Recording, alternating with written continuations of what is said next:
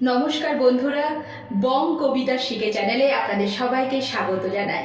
চ্যানেলে নতুন হয়ে থাকলে please like, comment and subscribe করুন।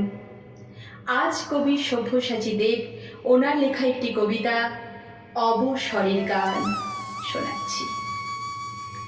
মা, আমি হয়ে উঠব ঠিক তোর মতো দিনে দিনে, যেমন বর্ষার জল পেয়ে হাওয়ায় মাথা দোলাতে দোলাতে বেড়ে ওঠে ধান চারা। আজ তাই আমার ছুটি। ঘুড়ির মতো টুকরো মেঘ উড়ে যাচ্ছে বাবুদের তিনতলা বাড়ির দিকে। সেখানে খবরের কাগজ মুখে বসে আছে বাবুরা, তাদের মুখ ফেটে পড়ছে রাগে। আঁচ পড়েনি উনুনে গরম পানি চায়ের জল, গিন্নির মেজাজ দাপিয়ে বেড়াচ্ছে সারা বাড়ি। কলতলায় পড়ে আছে এটো বাসন, ছাড় পড়েনি পাশে ঘরে। আজ আমি গড় হাজির। আজ আমার ইচ্ছে করছে না মা বাসন মাজতে, কয়লা ভাঙতে আর উনুন সাজাতে আর গিন্নিমার গালি শুনতে। আজ আমার হঠাৎ পাওয়া ছুটি। আজ আমি গান গাইব মা, সারা শহর ঘুরে। সিনেমা হলের সামনে দাঁড়িয়ে দেখবো দেয়ালে সাঁটা ছবি। মোড়ের মাথায় কিনবো কুলফি মালায়, চিৎকার করব গলার শিরা ফুলিয়ে। ঝালমুড়ির ঠোঙা হাতে ঘুরে বেড়াবো চিড়িয়াখানায়।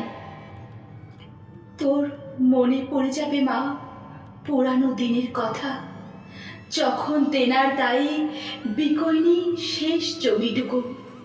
যখন বাবার হাত ধরে তুই যেতিস রাসপুরের মেলায়, আর সারা রাত জেগে যাত্রা শুনতিস হিজলতলির মাঠে।